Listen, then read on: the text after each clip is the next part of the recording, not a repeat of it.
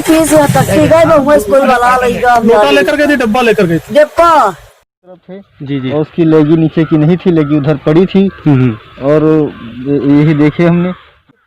उस बच्ची की शायद आवाज दब गई। आखिर कौन वो गुनहगार हैं जिन्होंने उसके साथ हैवानियत।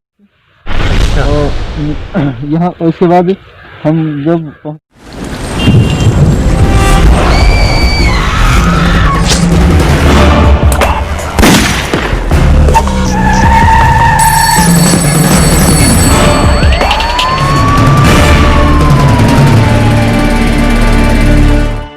जिस तरह हर पीली चीज सोना नहीं होती, ठीक उसी तरह हर वारदात उस तरह की नहीं होती जैसा कि बताया जाता है। वैशाली एक्सप्रेस खबर पर मोहर लग गई है और हम जब इस वारदात के बारे में गांव गए तो सबसे पहले उस लड़की के भाई से बात की। उससे सीधा सवाल मेरा था कि बच्ची का परिवार रजिस्टर नकल क्यों नहीं है। दूसरा सवाल यह था कि लड़की का आधार क्यों नहीं। तो उसने बताया कि अभी 6 माह पहले हमने इस आधार को बनवाया है। वहीं से वैशाली एक्सप्रेस न्यूज़ को ये पता चल गया था कि कहीं न कहीं दाल में कुछ काला है और पुलिस इस बिना पर जांच भी कर रही थी और शायद यही चीज़ देर हो रही थी, लेकिन दुरुस्त हुआ कि खुलासा हो गया और इसीलिए पुलिस को काफ़ी समस्या हुई। तो पुलिस ने उन्हीं लोगों को पकड़ा जो वाकई इस वारदात को अंजाम दिए थे। आइए बात करते हैं बाराबंकी के कप्तान यमुना प्रसाद जी, उन्हीं से बात कर लेते हैं कितनी समस्या हुई। चूँकि police law and order provide करने वाला केस था और काफ़ी बड़े बड़े अधिकारी आए, काफ़ी पॉलिटिशियन भी वहाँ मौके पर पहुँचे थे। सर, आपको पहले तो वैशाली एक्सप्रेस की तरफ से बहुत बहुत बधाई कि आपकी पुलिस ने, आपके प्रशासन ने, डीएम साहब के सहयोग से इतना बड़ा खुलासा किया। कैसे सर, सबसे पहले इस पूरे केस की पूछ कहाँ से आपने पकड़ी? धन्यवाद। सबसे पहले तो मैं आपको बताना चाहूँगा कि बाराबंकी जनपद के जैतपुर थाना क्षेत्र में एक बीभत्स घटना की सूचना मिली कि एक लड़की के साथ दुर्घटना हो गई है, उसकी हत्या कर दी गई है। और इसी बिना पे हम लोग तत्काल मौके पे पहुँचे। वहाँ पे पहुँच करके जब देखा गया कि बॉडी है, उसके बाद उसको पोस्टमार्टम के लिए भेजा गया पंचनामा करके और उसके बाद तत्काल उसमें मुकदमा लिखाया गया। जैसा कि वादी ने तहरीर दिया उसी के आधार पर मुकदमा लिखाया गया। मुकदमा 302, 376 के अधीन लिखा गया और उसके बाद तत्काल ही उसमें 5 टीमें बनाई गई, जिसमें हमारी सर्विलांस टीम थी और हमारी अन्य थानों की टीमें लगाई गई। लगातार हमारी टीमें हर तरीके से मेहनत करती रहीं। जो आसपास के खेत थे उनके ओनर को पूछताछ के लिए लाया गया।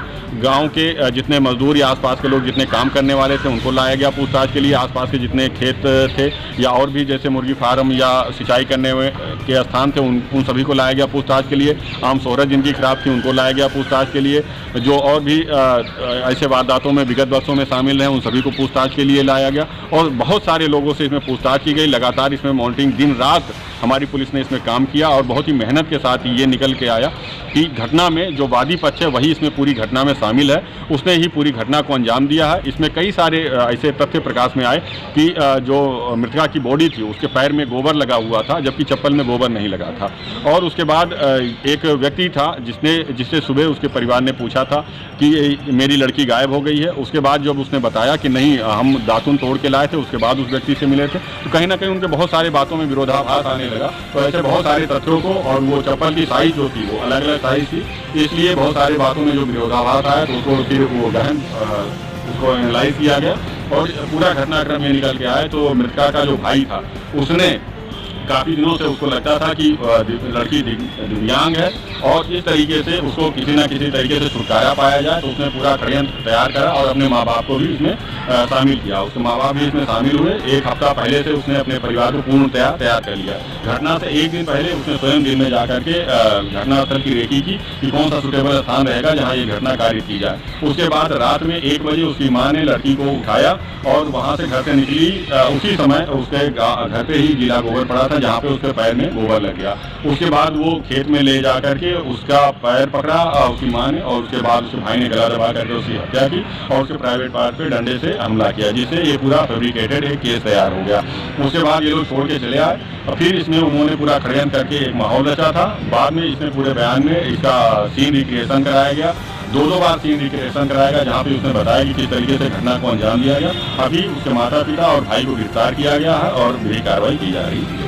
जाहिर तौर पर पुलिस को सबसे पहला क्लू मिला था कि घर में जो भैंस का गोबर था उसी से पता चल गया था कि वारदात करने वाला कोई और नहीं बल्कि घर का ही कोई सदस्य। इसके बाद हम बात करेंगे क्योंकि इस मामले में एक सबसे महत्वपूर्ण मुद्दा था, क्योंकि लॉ एंड ऑर्डर और साथ ही जो कंपनसेशन दिलाने में अहम भूमिका रहती है बाराबंकी के जिलाधिकारी की। जिलाधिकारी चूंकि जिला नाम उनका आदर्श ही है, तो उनका कार्य भी बिल्कुल आदर्श की तरह, और ये पूरी घटना बिल्कुल एक ट्रांसपेरेंसी तरीके से वर्कआउट हुई। उनसे भी बात कर लेते हैं कि उनका विशेष योगदान इसमें रहा, क्योंकि कंपनसेशन मिलता तो वो लोग भी एक बड़े तरीके से एक बड़े आदमी बन सकते थे, और यही लालच उसको नस्तनाबूद किया है बाराबंकी के जिलाधिकारी ने। सर, आपका बड़ा योगदान है, आपने एक वारदात का खुलासे में जो फर्जी तरीके से जो लॉ मिलना था वो नहीं मिल पाया।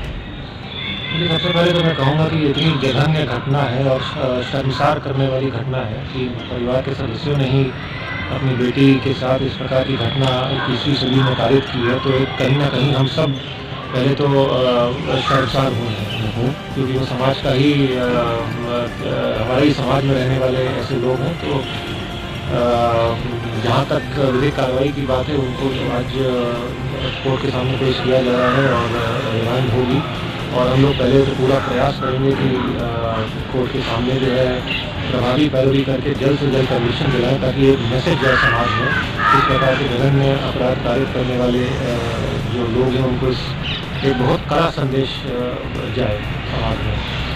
जाहिर तौर पर बहुत अच्छी बात है, क्योंकि जिस तरह से खुलासा हुआ है उस तरह से ये बाराबंकी के अधिकारियों ने एक अपना महत्वपूर्ण योगदान निभाया है कि ये अगर घटना न खुलती तो शायद कई और लोग फंस सकते थे, लेकिन चूंकि मामला पैसे का था इसलिए पुलिस ने इसकी लॉ एंड ऑर्डर को और साथ में यहाँ इस वारदात को खोलने में अपनी अहम भूमिका निभा रही थी, और यही वजह है कि ये वारदात खुल गई और वही लोग पकड़े गए जो इस लाश को बाकायदा ढूंढ रहे थे। और वैशाली एक्सप्रेस न्यूज जब वहाँ पहुँचता है तो वो वारदात 300 मीटर दूरी पर नहीं बल्कि 1.5 से 2 किलोमीटर दूरी पर उस लड़की की लाश मिलती है, और उसके बाद अब सभी आरोपियों को जेल भेजा गया, जो मीडिया के सामने चिल्ला चिल्ला के कह रहे थे कि उनकी बेटी मार दी गई, उसके साथ बलात्कार हुआ, उसकी नृशंस हत्या की गई।